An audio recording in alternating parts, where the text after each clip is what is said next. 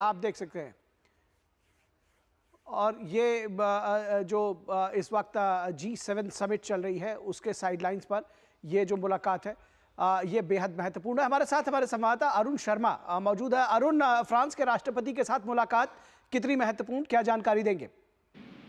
देखिए, महत्वपूर्ण इस लिहाज से हम समझ सकते हैं कि मोदी 3.0 में प्राइम मिनिस्टर मोदी की ये पहली फॉरेन विजिट, और उस पर भी जो पहली bilateral meeting prime minister Modi करते हैं वो फ्रेंच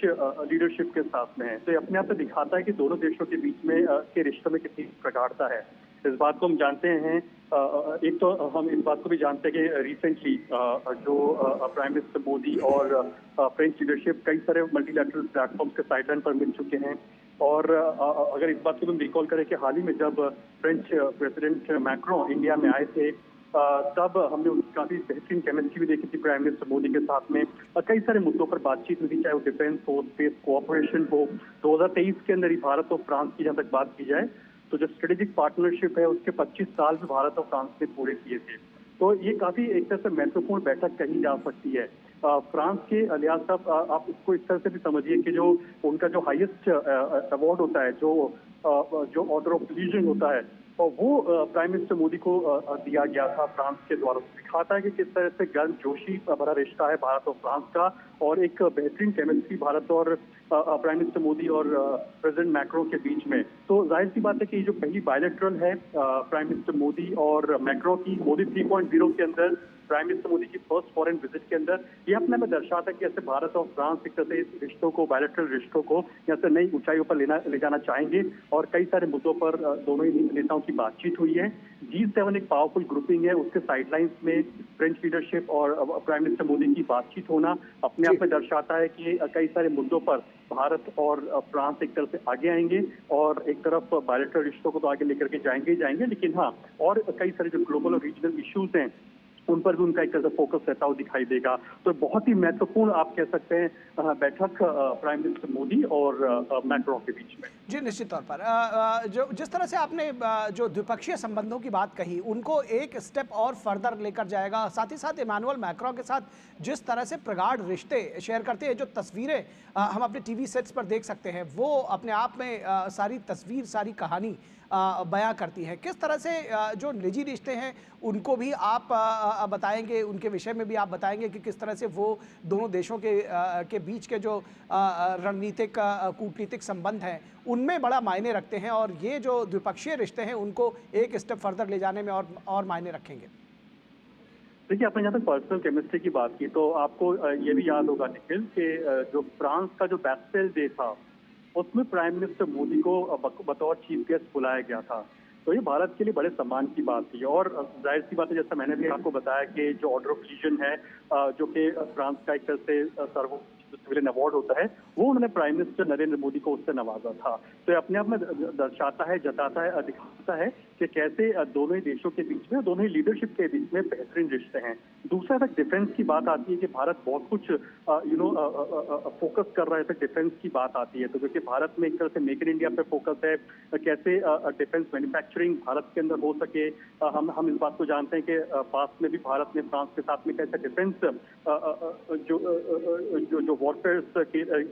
जो इक्विपमेंट्स है उसको प्रोक्योर किया है, और कई सारी पार्टनरशिप्स की है डिफेंस को लेकर के। तो सर स्पेस में भी काफी बेहतरीन कोलैबोरेशन किया है भारत और फ्रांस ने। और जाहिर सी बात है, जब तक स्किल मोबिलिटी की बात हो, स्किल्ड मैन पावर मोबिलिटी की बात हो, ह्यूमन रिसोर्स मोबिलिटी की बात हो, वहाँ भी भारत और फ्रांस के बेहतरीन साझेदारी दिखाई देती है। लेकिन हाँ, ये बायलैटरल मीटिंग जो सबसे पहली आप कह सकते हैं मोदी 3.0 के अंदर महत्वपूर्ण इसलिए कही जा सकती है क्योंकि एक तरफ प्राइम मिनिस्टर मोदी की पहली फॉरेन विजिट है मोदी 3.0 के अंदर, वहाँ पर पहली बायलैटरल जो मीटिंग है वो फ्रेंच लीडरशिप के साथ में है। तो जाहिर सी बात है, इसका विजन, इंटेंट, कैसे यहाँ से दोनों देशों के रिश्तों को और आगे लेकर के जाना है, क्योंकि भारत एक चीज को लेकर के आगे चल रहा है कि 2047 तक उसे विकसित भारत बनना है, और कैसे भारत और फ्रांस एक दूसरे के लिए एक सहयोगी का काम कर सकते हैं। जहां तक दोनों देशों के रिश्तों को और प्रगाढ़ करने की बात हो, उन बातों पर फोकस करता हुआ दिखाई दे सकता है। तो G7 समिट की साइडलाइंस पर प्राइम मिनिस्टर मोदी की पहली bilateral meeting French president Macron के साथ में। जी जी जी, मैं चाहूँगा कि थोड़ा अगर आप थोड़ा कम शब्दों में किस तरह से G7 का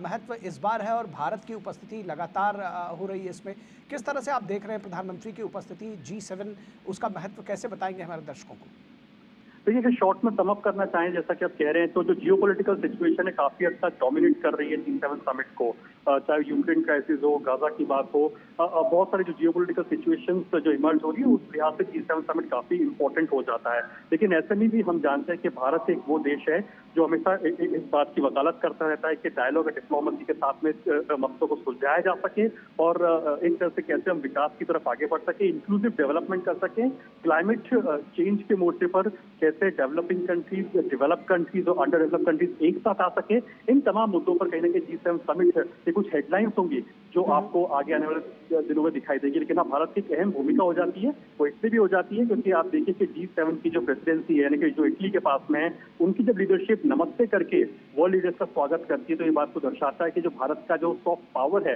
वो जब वैश्विक मोर्चे पर दिखाई दे रहा है तो जाहिर सी बात है कि भारत का जो विजन है वो भी कहीं ना कहीं रेप्लिकेट होता हुआ दिखाई देगा आपको ऐसे मल्टीलैटरल प्लेटफॉर्म के ऊपर। जी, भारत की लगातार उसमें उपस्थिति और जैसा कि आपने कहा कि भारत का जो महत्व है वो थोड़ा सा चाहेंगे कि हमारे दर्शकों को आप बताएं। देखिए भारत ने कई सारे मुद्दों पर एक तरह से लीड किया है। देखो कि हम इस बात को जानते हैं कि प्राइम मिनिस्टर मोदी आज आउटरीच सेशन को, इन बायलैटरल मीटिंग्स के बाद में prime minister Modi outreach session जो हैं उसको भी संबोधित करेंगे। 3 इंपॉर्टेंट पॉइंट्स रह सकते हैं इस आउटरीच सेशन के जिसको हम डिवाइड करके देख सकते हैं कि आर्टिफिशियल इंटेलिजेंस, दूसरा है एनर्जी यानी कि ग्रीन एनर्जी और energy as a whole, and last but not the least Africa और मेडिटेरियन। और अफ्रीका में हम जानते हैं कि G20 समिट के दौरान जो भारत में जो आयोजन हुआ था कितना एक स्ट्रॉन्ग लीडरशिप की बात थी कि एक तरह से आम सहमति बनाई गई और अफ्रीकन यूनियन एक तरह से G20 का जो मेंबर बना तो दिखाता है कि भारत का कितना एक बेहतरीन टेक रहता है, इंक्लूसिविटी का टेक रहता है और सबको साथ लेकर के आगे बढ़ने का टेक रहता है, जिसकी वजह से ये मुमकिन हो पाया था। और जहाँ तक ग्रीन एनर्जी की बात आती है वहाँ पे भारत देखिए स्ट्रॉन्ग लक्ष्यों को लेकर आगे चल रहा है। 2070 तक भारत कार्बन न्यूट्रल होने की बात कर रहा है, जो कि कोई डेवलपिंग कंट्री से बड़े जो एम्बिशियस टारगेट है वो सेट नहीं कर रहा है।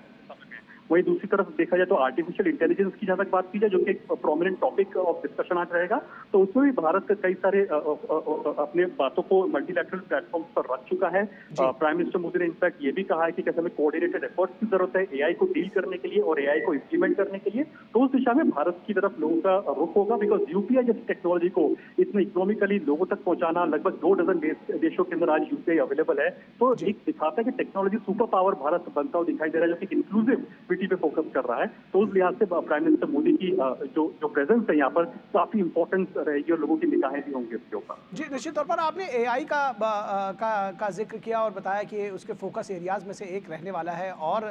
तमाम जो है फोकस एरियाज रहने वाले एआई में को लेकर के बहुत सारी बातें होती रही हैं और ख़ास तौर पर इसके स्याह और उजले पक्ष दोनों ही हैं। किस तरह से भारत से उम्मीदें की जा रही है? आपने कहा कि तमाम देशों में जो भारत का जो आईटी प्रोफेशनल्स हैं और जो आईटी हुनर है वो पूरी दुनिया में जाना जाता है। किस तरह से भारत से उम्मीदें इसमें इन सब चीज़ों को लेकर के? भारत की जितनी उम्मीदें हैं उतना एक तरह से वो लीड भी कर रहा है, लोगों को बता रहा है कि हम क्या कुछ कर सकते हैं एआई को लेकर के। प्राइम मिनिस्टर मोदी ने, आपको याद होगा कि जब बिल गेट्स के साथ में एक उनका इंटरेक्शन हुआ था उसमें भी उन्होंने कहा था कि हम चाहते हैं कि टेक्नोलॉजी को डेमोक्रेटाइज किया जाए, सबको मुहैया कराई जाए। डेवलप इकोनॉमी ज्यादातर टेक्नोलॉजी को अपने पास रखती है, छोटे देशों को डेवलपिंग अंडर डेवलपिंग इकोनॉमीज को देने से कतराती हैं। लेकिन आपको याद होगा देखिए कोविड के अंदर जो कोविन ऐप बनाया था, भारत वो देश था जो कहता था कि हम लोग इसको ओपन सोर्स कर देते हैं, यानी कि इस कोविन ऐप को कोई भी इस्तेमाल कर सकता है इसके कोड का इस्तेमाल करके, तो उसको ओपन सोर्स कर दिया गया था। यूपीआई जैसी टेक्नोलॉजी आज की तारीख में लगभग 2 डजन देशों के अंदर उपलब्ध है या इनिशियल स्टेजेस में यहाँ पे काम चल रहा है। फ्रांस की बात कर लीजिए, वहां पर अगर आप जाते हैं तो फ्रांस के अंदर भी आप यूपीआई ट्रांजैक्शन कर सकते हैं। ये पावर ऑफ यूपीआई है जो कि काफी इकोनॉमिकली मिल रही है ग्लोबली इस समय पर। तो ये दिखाता है कि भारत एक एग्जाम्पल सेट कर रहा है कि हम लोग को इंक्लूसिविटी पे फोकस करना पड़ेगा। और एआई का जहां तक सवाल है, इस समय पर काफी डिबेट और मंथन चल रहा है कि इससे जॉब लॉसेस होंगे, इससे तो डैमेज होगा, लेकिन हाँ कैसे collaborative effort, skill upgradation, skilling and reskilling पे फोकस करते हुए कैसे एआई के साथ हम पार्टनरशिप कर सकते हैं और साथ ही साथ कैसे जो तमाम देश है वो एक तरफ आगे आ सकते हैं जिससे कि एआई को एक तरह से इम्प्लीमेंट किया जा सके और उसके जो प्रोस एंड कॉन्स यानी कि साइबर सिक्योरिटी एक बहुत बड़ा थ्रेट निकल करके आता है, डीप फेक वीडियोज काफी सारे थ्रेट निकल करके आते हैं, उसको कैसे टैकल किया जा सके। बिकॉज डीप फेक की जहां तक बात आती है, प्राइम मिनिस्टर मोदी ने इलेक्शन कैंपेन और उससे पहले भी इस बात को हाईलाइट किया था कि डीप फेक बहुत चैलेंजिंग हो सकता है और इसको अगर कंट्रोल करना है, लगाम लगानी है, तो बहुत जरूरी है कि तमाम देश पेश आगे आ सके, फैक्ट चेक को दुरुस्त किया जा सके और एआई का ही इस्तेमाल करके कैसे हम बेहतरी से काम कर सकते हैं, इस बात पर फोकस रह सकता है। तो जाहिर सी बात है, कई सारे मुद्दे हैं, बहुत ही डाइवर्स रेंज ऑफ टॉपिक है, डिस्कशन में आएगा, लेकिन ये कुछ प्रोमिनेंट टॉपिक हो सकते हैं और भी कई रीजनल और ग्लोबल इश्यूज हैं जो कि कहीं ना कहीं चर्चा के केंद्र में आ सकते हैं और सभी की निगाहें प्राइम मिनिस्टर मोदी के उस सेशन पर भी होंगी। ऑल्दो इस बात को हम जानते हैं कि जो सेशन होते हैं, जिस तरह की जो